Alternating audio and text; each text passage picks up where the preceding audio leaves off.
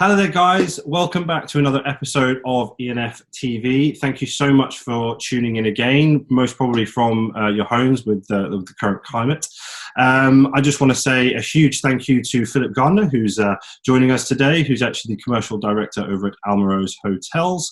We're going to be hearing about Philip's background today and also a few things, or I suppose thoughts on a few things within the industry and lessons that he's learned over the years. And we're also going to hear something probably quite exciting about what's going on at Almarose as well.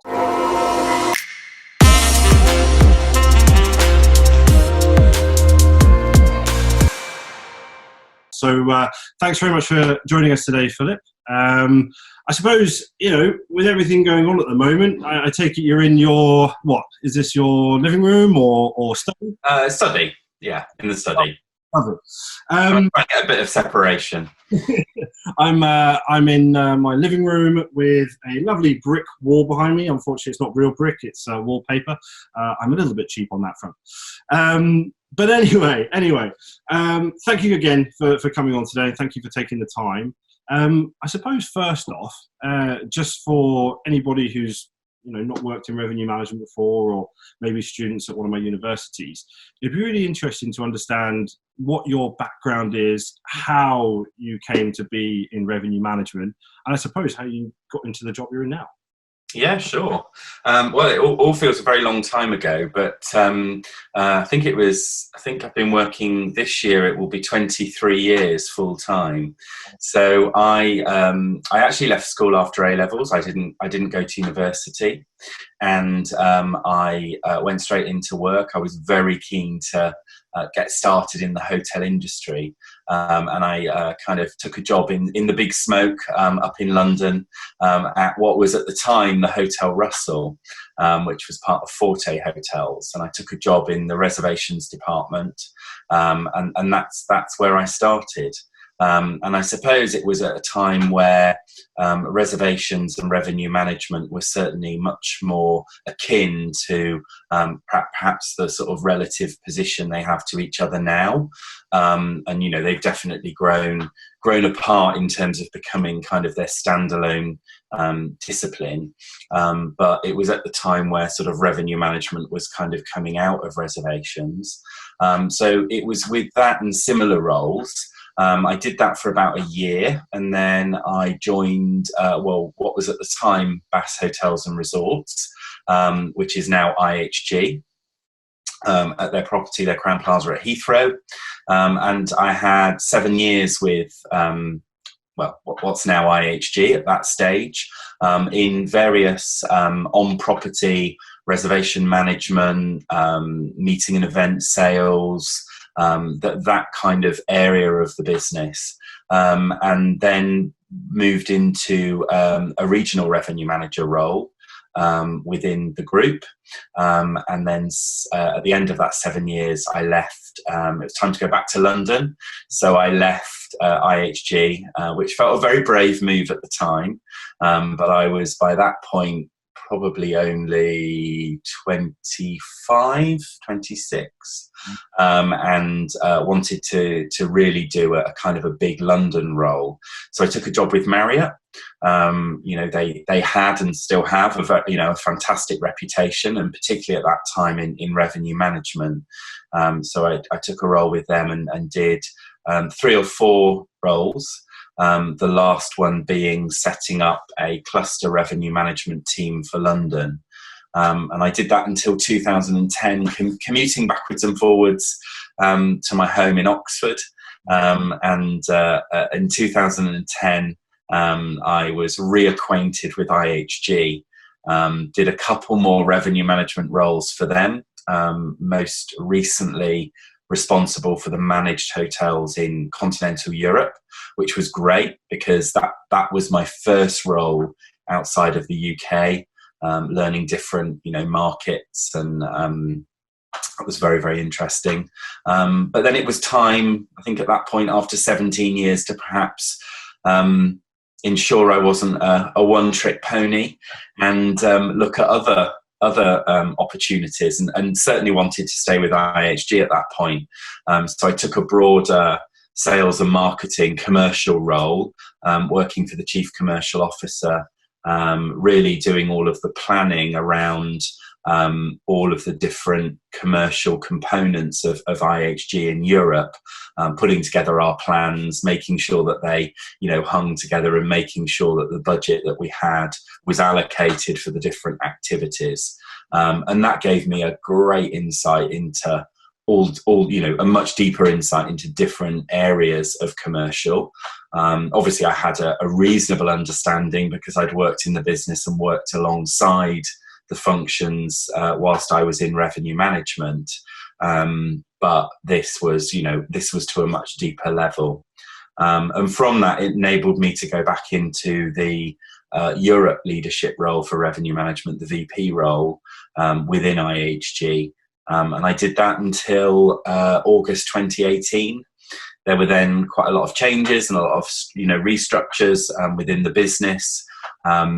And it was at that point that I took the decision to have some time out and have a think about what was next. And over the last year, so it's just over a year, March last year, I joined this organisation at its very, very inception as Almarose Hotels and Resorts. I've got to say, it's good to have you back. It's good to have you back in the industry. I enjoyed the 6 months off, though. That was really nice. But yes, it's good to be back. Did you do anything sort of with the 6 months off? Were there any sort of renovations to homes or anything like this? Well, kind of. We'd done, actually, at that point, we were on our third house renovation, third and I maintain final house renovation, and we were coming to the end of it, thankfully. So it was part enjoying it, but part doing all of those things that I always say, that last 5% of any house renovation probably takes 50% of the effort to get over the line, because obviously all your tradesmen have lost interest and, are wandering off to other jobs. So I managed to get all of that to conclusion and get stuff sorted. So after 3 house moves, there was a lot of sorting out to do. Productive. Very, very. One of the obviously things that you've mentioned just a moment ago was your experience of going from these large international organizations and now obviously moving into a relatively small hotel management business, which is a pretty big dynamic change. I suppose, could you take us through maybe your views or what you think have been the biggest or best things about working for a larger organisation, and obviously the challenges that come with that, and I suppose vice versa for the smaller group as well? Yeah, it was probably a conscious, and only in retrospect, a conscious decision when I think about it, to look at an opportunity in a smaller organisation. I'd always been, as you probably gathered from the outline, with the bigger kind of corporate organisations. And I think in a way, I sort of part joked, but I think it's true. I think you become a little bit institutionalised, or, I had, and I was very aware of that. You have this big, not quite working for the government, but you have this big corporate organisation around you, that if you need to get your laptop fixed, it's done. If you need somebody in another function to do something for you, it's done. You've got all that infrastructure and resource. Which is great. I think that sometimes that can cause some frustration, because as in, the bigger an organisation gets, often the slower it can feel to get things done. And I suppose the smaller cog you are in the wheel. So whether it's perception or your own perception or reality, you perhaps feel that, you have less of an impact in relative terms. Yeah. That said, particularly in those latter roles with IHG, if I did something successfully, it could actually have a really wide impact. We're talking 600 hotels in Europe. Yeah. I think the biggest difference perhaps isn't so much the size of and therefore dynamic of the organisation, but perhaps the nature. So I'd spent a lot of my career, probably 80% of everything I'd done up to leaving IHG, in very much a managed world. So very much focusing on the hotels that we were managing, which for an organisation like IHG in Europe is actually quite a small proportion. And again, you know, you're managing them, you're having direct impact, you're kind of, you know, you're in much more control of what's happening on a day-to-day basis and can impact that. I think moving into certainly the two last roles I did with IHG, it's much more about influencing people. It's much more about, you know, really working in collaboration with others to get things done, because it's a franchise business.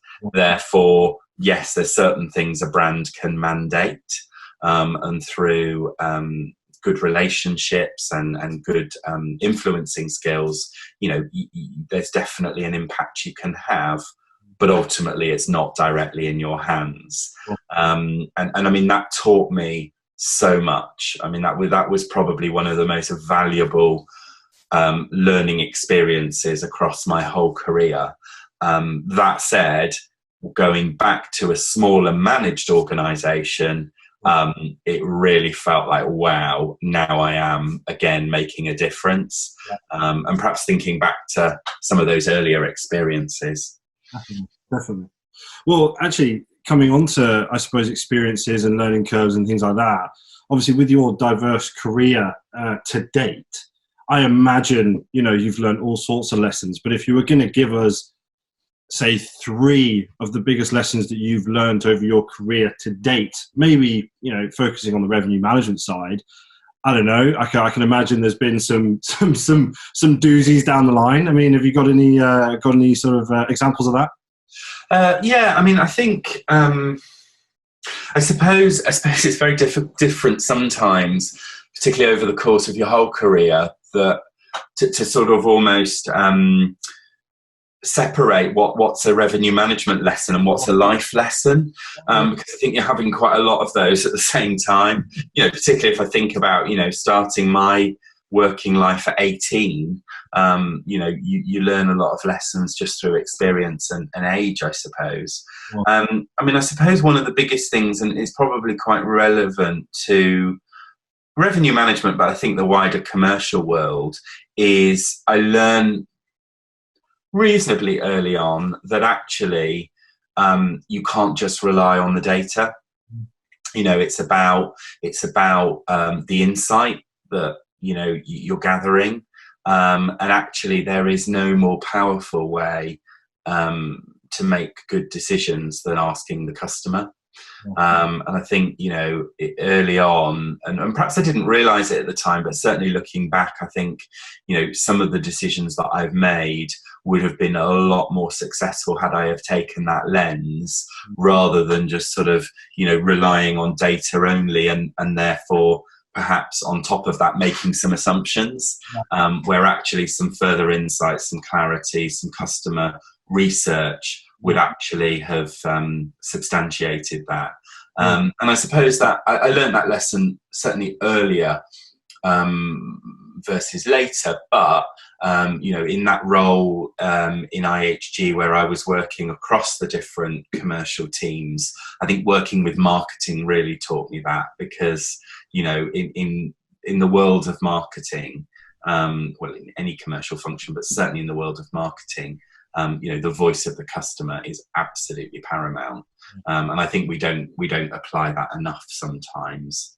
I suppose the other lesson, and it's kind of quite generic, perhaps not just to revenue management, but one of the things I've learned is about, you know, the need as well to take people on a journey. I think a bit like I was perhaps very in the early days, you know, what's the data telling me, and I'll go away and make a decision.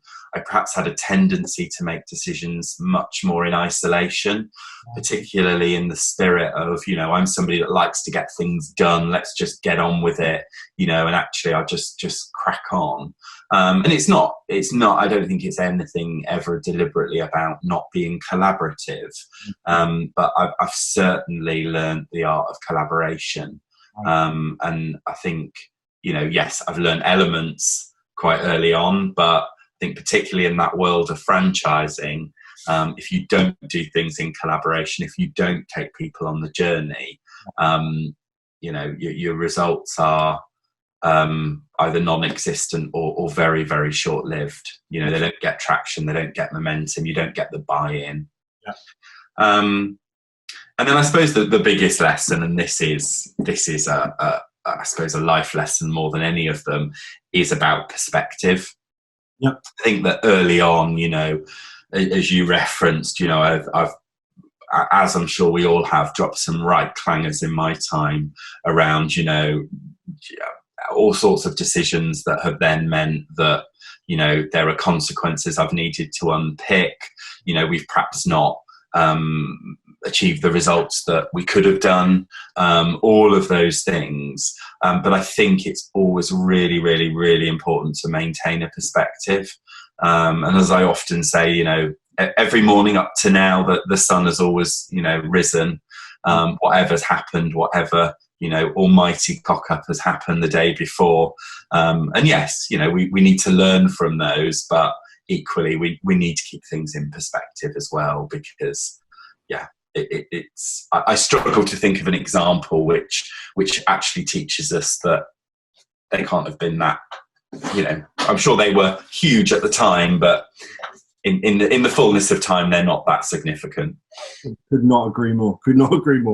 I think we've all been in those situations, if we're being honest with ourselves. Basically, at the end of each of these episodes, I always give an opportunity to the guest, I suppose, to tell us something about the business they're working for, maybe something exciting. So what's going on with you guys at the moment? Well, at the moment we're planning for when we're going to reopen, which is very exciting. I didn't think I'd be saying that 3 months ago if you'd have interviewed me, but expect the unexpected. We've just reopened all of our golf courses in England, and now we're preparing for reopening, hopefully in July. Should the positive signals that we've been given kind of continue to come to fruition. But taking ourselves out of the current situation, we are a very new business. In a way, it's a bit of a combination, because we've been born out of a legacy business, so what was effectively Q Hotels, but they've gone through a vast amount of change over the last 2 years. So the founding of Almarose Hotels and Resorts is really exciting, and I think I was very fortunate to be one of the first, certainly of the leadership team, the new leadership team, to be on board. I was joined by a chief people officer in July, but it's not until the very end of last year that we had our finance officer join us. Right. We've got a new CEO that's just joined us from Radisson in February. So I think we're building really great momentum, and we've done some good work on what Almarose is as a brand, as an employer brand.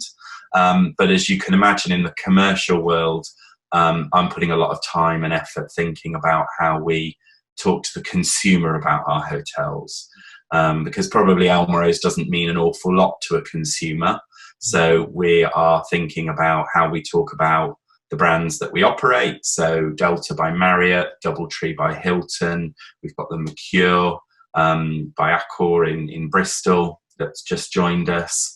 And of course, we've got 13 hotels that are still operating under the collection that is Q Hotels. So I think the journey now that we take with those hotels, particularly coming into reopening, is really exciting. So looking forward to that, and looking forward to building the team. Definitely. Well, all fingers crossed on that front, especially with obviously the reopenings and things like this. Well, Philip, I just want to say thank you so much for taking the time today. It's been really interesting to hear, obviously, all about your sort of background, obviously the lessons that you've learned and things like that. So thank you so much. And thank you to everybody that's joined us today. Please do take a look at who's going to be on next week's episode. And again, thank you very much for joining us. Thank you. It's been a pleasure.